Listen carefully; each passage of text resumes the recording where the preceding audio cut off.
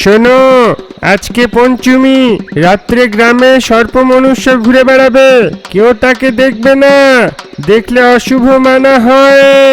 সাবধানে থাকুন। প্রাহুসার প্রাহুসার। বিগত কিছু বছর ধরে সোমপুরীর লোকেরা ভয় ভয় আছে। সব পঞ্চমীর রাতে আজব সর্প মানুষ সারা গ্রামে ঘোরে, তারপর সীমানার পারে কবরস্থানে চলে যায়।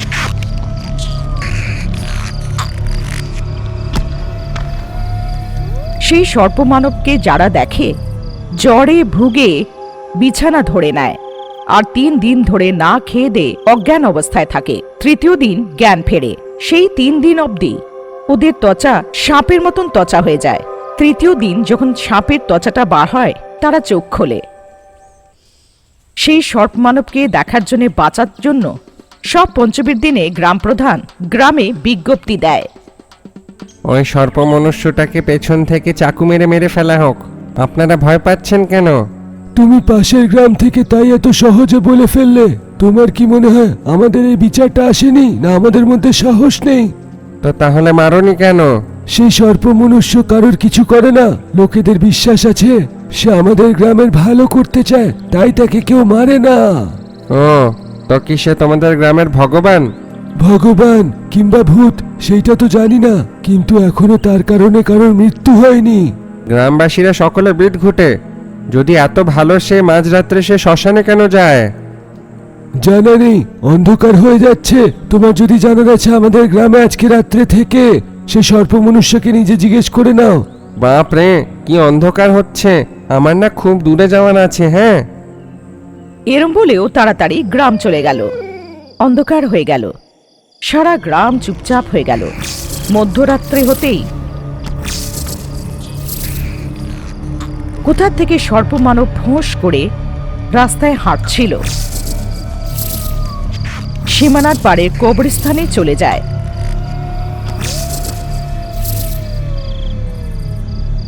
সর্পমানবকে যে বউটা দেখেছিল, সে মাথা ঘুরিয়ে নিচে পড়ে গেল। আমার কাকি পাশের গ্রামের সর্পমানবের কথা জানতো না, তাই সে দেখে ফেলেছে। যখন এমন ছিল, গ্রামে এক বয়স্ক লোক অসুস্থতায় মরে গেল। ওকে কেউ কবরস্থান নিয়ে যাচ্ছে না, কারণ সর্পমানবের কবরস্থানে যাওয়ার দ্বিতীয় দিনে কেউ কবরস্থানের দিকে যায় না। ভোর হওয়া পর্যন্ত কবরস্থানে বাচ্চার কান্নার আওয়াজ থেকে সারা গ্রামে হইচই লেগে থাকে। যতক্ষণ কান্না বন্ধ হয়ে যায় না, ততক্ষণ কেউ গ্রাম থেকে মৃতকের দাহ সংস্কার করতে যায় না। একদিন এমন হলো, শ্রীকান্তের বাড়িতে ওর বড় দাদা সুনীল বাবু এলো। মা লক্ষ্মী, আমার ছোট ভাই শ্রীকান্ত বাড়িতে আছে কি? না জামাই বাবু, কাল কোনো কাজ নিয়ে পাশের গ্রামে গেছে। আমাকে একটু খাবার জল দাও লক্ষ্মী।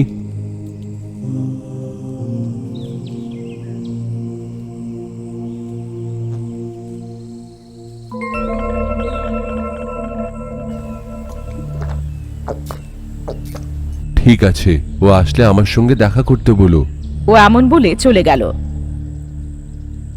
সুনীল বাবু আর শ্রীকান্ত দুজনে ভাই ছিল। ওদের বাবা গোপীনাথ করোড়পতি। বাবার মৃত্যুর পরে দুজন সম্পত্তির সমান ভাগ পাবে বলে, কিন্তু শ্রীকান্ত সম্পত্তি থেকে 1 টাকাও না নিয়ে কঠোর পরিশ্রম করে বউ লক্ষ্মীর সাথে একটা ছোট ভাড়ার বাড়িতে থাকছে। কিন্তু সুনীল বাবু ইন্দ্র ভবনের মতন বাড়িতে আরাম করে একলাই থাকত। মধ্যরাত্রির পরে নগ্ন হয়ে বসে লক্ষ্মীর চোখ বাঁচিয়ে আনা ছোট ভাইয়ের কাপড়গুলোকে জাদুটোনার রঙ্গলিতে রেখে মাটির পুতুল বানিয়ে তার মধ্যে লবঙ্গের ফুল দিয়ে চোখ বানিয়ে নিজের ভাইকে মারার জন্য জাদুটোনা করছে। প্রেত গুঞ্জা সমাধি কুড়ো জপদে কানাশনম দুষ্ট জাদুটোনা চরণ কি করম ফলম আবহনা। দীপটা নিভে গিয়ে জাদুটোনা করা পুতুলের নিচে পড়ে গিয়ে সুনীলবাবু নিজের চোখ খুলল। অমাবস্যার পরে এসে থাকা সেই পডামি রাত্রি জাদুটোনা করার জন্য একদম সঠিক। এটা অষ্টম পডামি। তার উপরে 8 বার কালো জাদু করলাম, কিন্তু অসফল থাকলাম। আমি কেন ওকে কিছু করতে পারছি না? আমার গুরুমশাইয়ের কাছে যেতেই হবে। কালকে এর কারণটা আমি জানবো। এরকম ভেবে পরের দিন ও গ্রামের বাইরের জঙ্গলের মাঝামাঝি যে পাহাড়ি গুহাটা ছিল সেখানে গেল। সুনীলবাবু নিজের শূদ্র গুরু সম্পার দেওকে জাদুর সব বিধি জানালো। আরে, আপনি আমাকে যা বিদ্যা শিখিয়েছেন তাতে আমি কত লোকেদের মেরে ফেলেছি, কিন্তু এটা আমার ভাইয়ের উপরে তো কাজ করছেই না। অষ্টমবার আমি বিফল হলাম। পুতুলটা উঠে দাঁড়িয়েছে, মানে জাদুটোনা করে থাকা সেই পিশাচ তার কাছে পৌঁছে গেছে।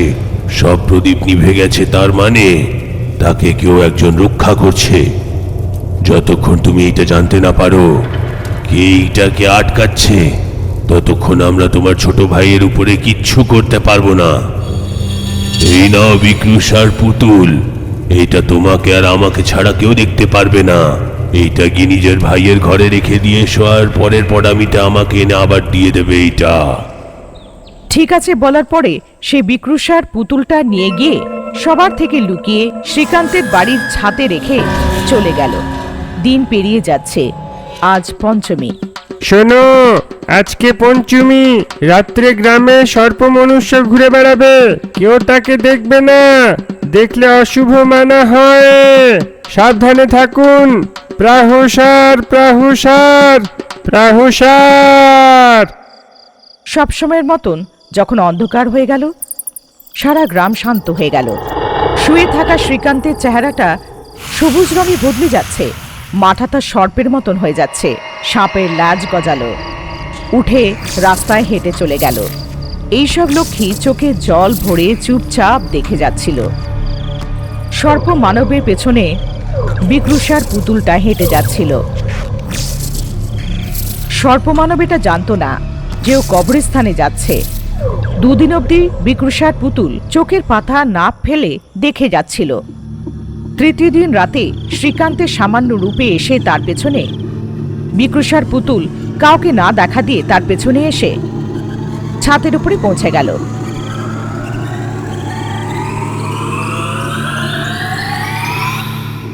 সকালে সুনীলবাবু নিজের ছোট ভাইয়ের বাড়ি এসে কেমন আছে তা জানার জন্য সবার থেকে লুকিয়ে রাখা ছাদের উপরে বিক্রুষার পুতুলটাকে থলের মধ্যে রেখে চলে গেল। কিন্তু আবার সামান্য হয়ে যখন সে কবরস্থান থেকে ফেরত আসছিল, শ্রীকান্ত বুঝতে পেরেছিল যে কোনো শক্তি ওর পিছু করছে। তার বিষয়ে ও বউকে জানালো। কি শক্তি? কেমন দেখতে ও? আমি দেখিনি লক্ষ্মী, কিন্তু মনে হয় আমার পিছু ধরে সে আমাদের বাড়িতে এসে গেছে। এখন কি করব? তুমি প্রত্যেক মাসে সর্প মানবী বদলি ঘর থেকে চলে যাও। যদি তোমার কিছু হয়ে যায় আমি কি করে জানতে পারবো? চিন্তা করো না, আমার কিচ্ছু হবে না। যদি আমার কোনো বিপদ আসে তাহলে আমাদের ঘরের কুয়োর জল লাল হয়ে যাবে।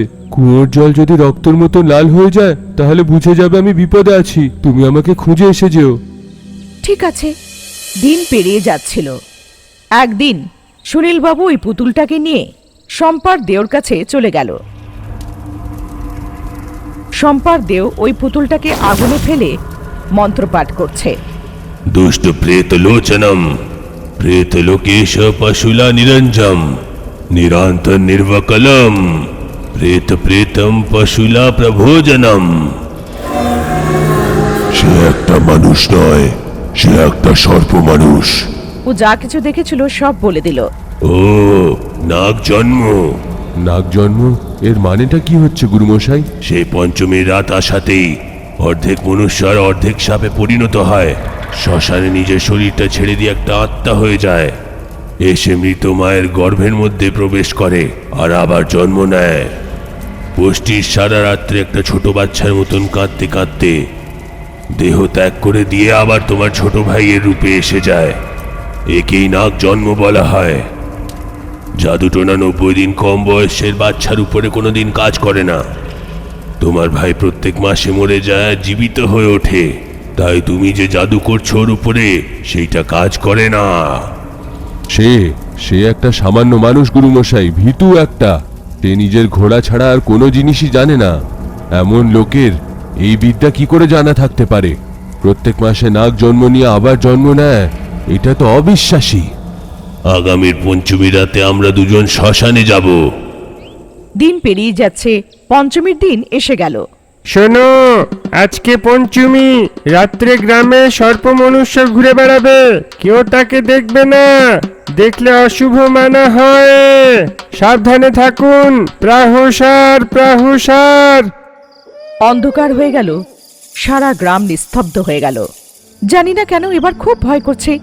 এবারটা আর যেও না। যদি না যাই তাহলে আমি আমার মায়ের গর্ভতে আবার জন্ম নিতে পারবো না। চিন্তা করো না লক্ষ্মী, যা হবে ভালোর জন্যই হবে। মধ্যরাত্রি হতেই শ্রীকান্ত সর্প মানবে বদলে গ্রামে হাঁটতে হাঁটতে যাচ্ছে। কোনো আওয়াজ না করে সুনীল আর তান্ত্রিক সর্পমানবের পিছু ধরেছে। সর্পমানব কবরস্থানে গিয়ে একটা কবরের পাশে সুড়ঙ্গের মধ্যে চলে যায়। চলুন গুরুমশাই, আমরা ভেতরে যাই। তার মুখ দেখে নিলে আমরা 3 দিনের জন্য জ্ঞান হারিয়ে ফেলবো। আমাদের সকাল হওয়ার অপেক্ষা করতে হবে। সূর্যোদয়ের পরে যখন ওই সুড়ঙ্গে গিয়ে দেখে ভেতরে একটা বাঁধের ওপরে মানবরূপে মৃত পড়েছিল শ্রীকান্ত। এইটাকে কি কেটে মেরে ফেলবো নাকি? সে মরে গেছে, মরে থাকা ব্যক্তিকে আবার কি মারবে? চলো উপরে। দুজনে যখন সুড়ঙ্গের বাইরে এসে দেখল পাশের শুকনো একটা গামলার মধ্যে থেকে একটা ছোট গাছ অঙ্কুরিত হলো। এই কবরটা আমাদের মায়ের।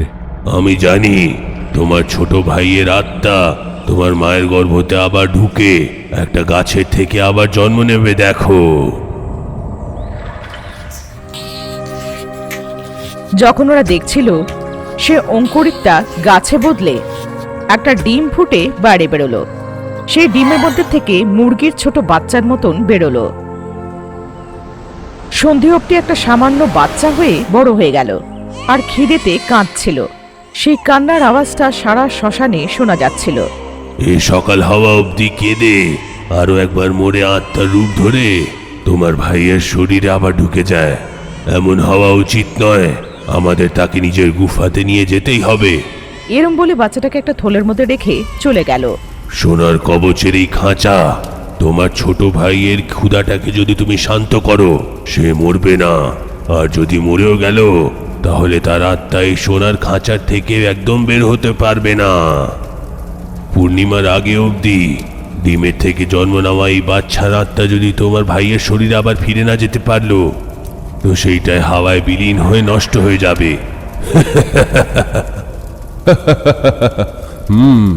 এখন আমার প্রাণের কোনো বিপদ নেই। বিপদ নেই, কিন্তু পূর্ণিমা অবধি তোমাকে ধৈর্য ধরতে হবে। সকাল হওয়ার পরেও স্বামী যখন বাড়ি ফিরল না, লক্ষ্মী চিন্তিত হলো। তখনও শ্রীকান্তর বলা কথা মনে পড়ল। আরো পেছনের কুয়োতে দেখল আমার যদি বিপদ হয় তাহলে আমাদের কুয়োর জল লাল হয়ে যাবে। কুয়োর জল যদি রক্তের মতো লাল হয়ে যায় তাহলে বুঝবে আমি বিপদে আছি। কুয়োর জলটা রক্তের মতন লাল হয়ে গেছে, এর মানে আমার স্বামী বিপদে আছে। এরকম ভেবে কবরস্থানের দিকে দৌড়তে লাগলো। বিনা আত্মা ছাড়া তোমার স্বামীর নির্জীব শরীরকে তোমাকে একদম দেখা উচিত নয়। যদি এটা দেখবে তাহলে শরীর ভস্ম হয়ে যাবে। ওই কথাগুলো মনে করতে করতে ও ফেরত চলে গেল। নিজের বাবা কুহুসার সাথে দেখা করার জন্য জোশমিকা নদীর কাছে যাচ্ছে। মা, তোমার বিয়ে হয়ে গেছে, এখন তুমি আর নিগিন জাতির নয়। মানব লোকে যদি তুমি গেছো তাহলে তুমি আর এখানে ফিরতে পারবে না। ওই কথাগুলো মনে করে মনে দুঃখ উতলে উঠল। স্বামীকে বাঁচানোর কোনো উপায় দেখছিল না, তাই জঙ্গলের মধ্যে বসে কাঁদছিল। কেন কি মধ্যরাত্রি হয়ে আসছিল, কোথা থেকে একটা মন্ত্রের আওয়াজ আসলো। উঠে ওই মন্ত্রের দিকে এগোচ্ছিল। মন্ত্রের আওয়াজটা যেখান থেকে আসছিল সেখানে গিয়ে দেখে মন্ত্র কাকি। তুমি কে? এত রাত্রে এখানে কি করছো? কাকিকে ও সব কিছু জানালো, যা সব ঘটেছিল। তুমি কি নিগিন জাতির মেয়ে? তাহলে তুমি একটা মানুষের সাথে কিভাবে কেন বিয়ে করলে? সোমপুরীর এক করোড়পতি গোপীনাথ বাবুর 2 ছেলে ছিল। বড় ছেলে সুনীল বাবু, সে একটা নেশাখোর, সব সময় জুয়া খেলতো আর পরিবারের ইজ্জত মাঠে নামিয়ে দিয়েছিল। এই রাগে ওকে বাড়ি থেকে বার করে দিয়েছিল। চলে যাও, তুমি আমার সম্পত্তির থেকে কিছু পাবে না। বের হয়ে যাও ঘর থেকে। এইভাবে ঘর থেকে বার করে দেওয়ার পর সুনীলবাবুর জঙ্গলে একটা তান্ত্রিকের সঙ্গে দেখা হয়। তার সাথে বন্ধুত্ব করে তার সাথেই একটা গুহায় থাকতো। গুরু, আমি যদি আমার বাবাকে মেরে ফেলি তাহলে সব সম্পত্তি আমার হবে। যদি তুমি কাউকে মারবে তাহলে সে প্রেতাত্মা হয়ে তোমার থেকে প্রতিশোধ নেবে। হঠাৎ মরে থাকা লোকেদের অভিশাপ লেগে তোমার মৃত্যু না দেখা অবধি সেই আত্মারা কোনোদিন শান্তি পাবে না। তাই তুমি জাদুটোনা করে নিজের বাবাকে মেরে ফেলো, যাতে তোমার উপরে কোনো কলঙ্ক না লাগে। জাদুটোনা দিয়ে মরে থাকা আত্মাদের স্মৃতি মুছে যায়। আপনি তো এই বিদ্যাটা জানেন না, আমার জায়গাতে আপনি আমার বাবার উপরে এটা করে দিন। আমার বিদ্যা আমার সঙ্গেই শেষ হয়ে যেত যখন আমি এর উত্তরাধিকারীর ব্যাপারে ভাবছিলাম। ঠিক সেই সময় তুমি এখানে এলে। আমি তোমাকে এই বিদ্যাটা শিখিয়ে দেব, তুমি তোমার বাবার উপরে এটা প্রয়োগ করতে পারো। তার থেকে শূদ্র বিদ্যা শিখে কিছু বছর পর বাড়ি ফিরে আসে। সবাইকে এই বিশ্বাস দেয়ালো যে ভালো হয়ে গেছে। সবার শুয়ে পড়ার পরে ও নিজের বাবার উপরে জাদুটোনা করে দিল। 13 দিন বিছানায় পড়ে নরকের মতন কষ্ট পেয়ে সে মারা যায়। নিজের বাবার মৃত্যুর রাতে বাড়ির পিছনে নগ্ন হয়ে বসে ওই জাদুই পুতুলটাকে বার করলো, যেটাকে অনেক আগে ও পুঁতে দিয়েছিল। কি আমাকে ঘর থেকে বের করবে? দেখো, তুমি এই পৃথিবী ছেড়ে চলে গেলে, এখন এই সব সম্পত্তি আমার। আমার সম্পত্তির উপরে যদি কেউ চোখ দিল আমি তাকে ছাড়বো না। শ্রীকান্ত যে জানলা দিয়ে সব দেখছিল তার গায়ে কাটা দিয়ে উঠলো। সে এমনিতেই ভীতু ছিল। ভাই, জাদু টোনা করে তো আমার বাবাকেই মেরে ফেলেছে, তার মানে তো সে আমাকে ছাড়বে না। বাবার মতন 13 দিন নরকের যাতনা না সহ্য করে নিজেই প্রাণটা দিয়ে দেওয়া ভালো। এমন ভেবে ও নিজের পছন্দের ফালতু ঘোড়ার উপরে বসে বাড়ি থেকে পালিয়ে গেল আর ঘোড়ার সময় জস্মিতা নদীতে ঝাঁপ দিল।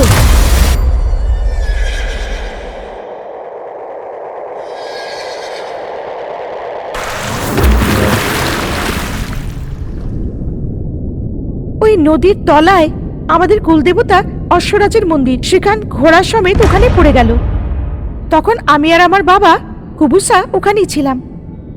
আমার হবু জামাই ঘোড়ার উপরে বসে আমাদের লোকে আসবে। ছোটবেলাতেই লক্ষ্মীর কুণ্ডলী দেখে থাকা লোকেরা কুলগুরু আমাদের বলেছিলেন। শ্রীকান্ত আমার বাবা কুবুসাকে যা কিছু হয়েছিল সব বিস্তারিতভাবে জানালো। তার মানে তুমি যেইখানেই থাকবে তোমার ব্যবহার বস্তুগুলো দিয়ে তোমার উপরে কালো জাদু করে দিয়ে তোমাকে মারা খুবই সহজ। আমি 13 দিন নরকের যাতনা সহ্য করতে পারবো না, সে আমাকে ছাড়বে না, আমি বাঁচবো না। বাঁচতে পারো, শুধু নাগ জন্মই তোমাকে তার হাত থেকে বাঁচাতে পারে। আমার মেয়ের সঙ্গে বিয়ে করলে তুমি নাগ জন্ম পাবে। আমার মেয়ে তো মনুষ্য হয়ে যাবে, কিন্তু তুমি নাগিনী জাতির হয়ে যাবে। প্রত্যেক 21 দিনে একবার মরে তুমি বেঁচে উঠবে। কোনো মন্ত্রতন্ত্র শূদ্র শক্তি তোমার উপরে কাজ করবে না। তুমি প্রত্যেক পঞ্চমীতে সর্প মনুষ্য হবে। সকাল হওয়ার আগে তুমি নিজের শরীরকে ছেড়ে দিয়ে তোমার আত্মা তোমার মৃত মা কিংবা দিদির গর্ভ থেকে আবার জন্ম নেবে। একদিনে তুমি একটা গাছের ডিম থেকে জন্ম নিয়ে সারা রাত্রি ক্ষুধাতে কেঁদে কেঁদে সকাল হওয়ার আগে মরে যাবে। তারপরে তোমার আত্মা তোমার আবার শরীরে ফিরে আসবে। এইটাকেই নাগ জন্ম বলা হয়। যেমন সাপ নিজের খোলস ছেড়ে দেয়, তেমন প্রত্যেক মাসে তুমি নিজের শরীর ত্যাগ করে তুমি আবার জন্ম নেবে। তখন তোমার ভাই তোমার কিচ্ছু করতে পারবে না। এইভাবে আমার বিয়ে শ্রীকান্তের সাথে করিয়ে লক্ষ্মী মনে রাখবে, তুমি তোমার স্বামীর মরে যাওয়া নির্জীব শরীরকে কোনোদিন দেখতে পারবে না। তুমি যদি দেখে ফেলো তাহলে সেই শরীর ভস্ম হয়ে যাবে। তুমি এখন বিবাহিত, তুমি এখন নাগিনী জাতির সদস্য নয়।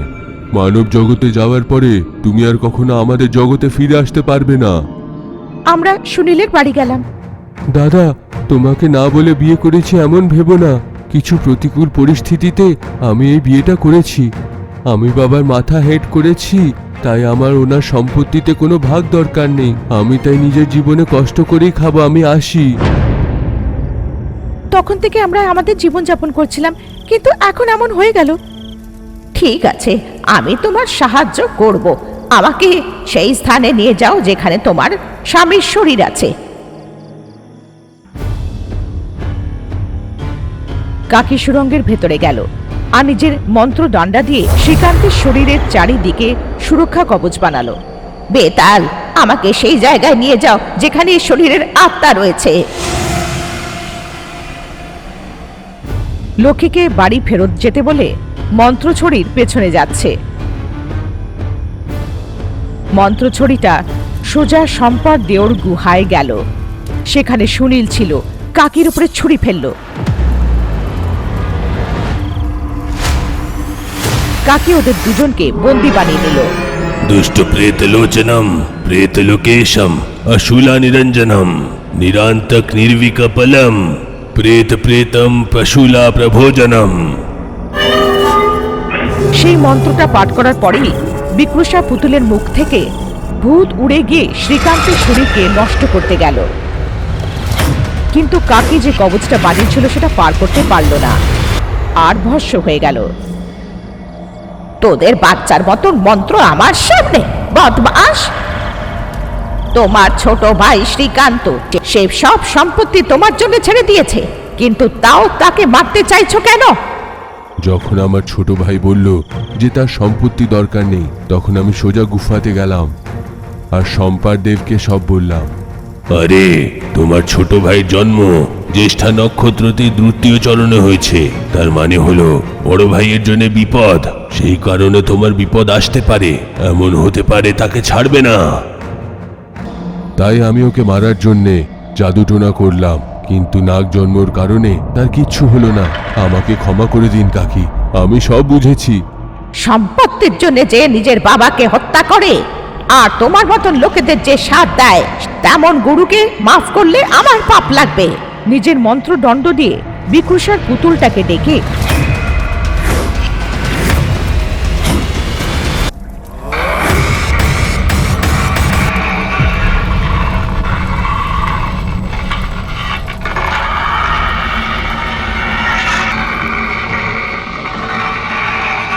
সেই লোকেদের শেষ দেখো যারা তোমার সৃষ্টি করেছিল।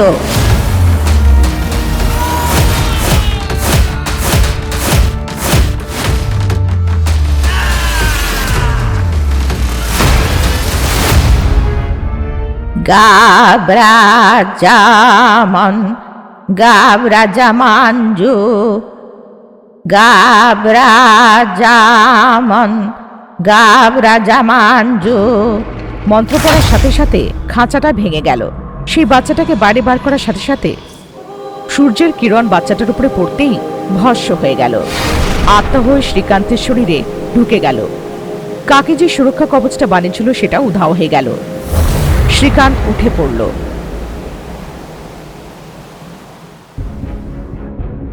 কারণ তোমার আত্মা তোমার শরীরকে ছেড়ে একদিনের বেশি হয়ে গেছে, তাই তোমার বউয়ের থেকে যে নাগ জন্ম প্রাপ্ত করেছিল সেটা চলে গেল। এখন তুমি এক সাধারণ মানুষ। এখন থেকে তুমি আর সর্প মানবে বদলাবে না। এখন তোমার কোনো ভয় নেই, কারণ তোমার যে ভাই তোমাকে মারতে এসেছিল সে মরে গেছে। তোমার বাবা যে সম্পত্তি অর্জিত করেছে সেটা সুখে ভোগ করে জীবনযাপন করো।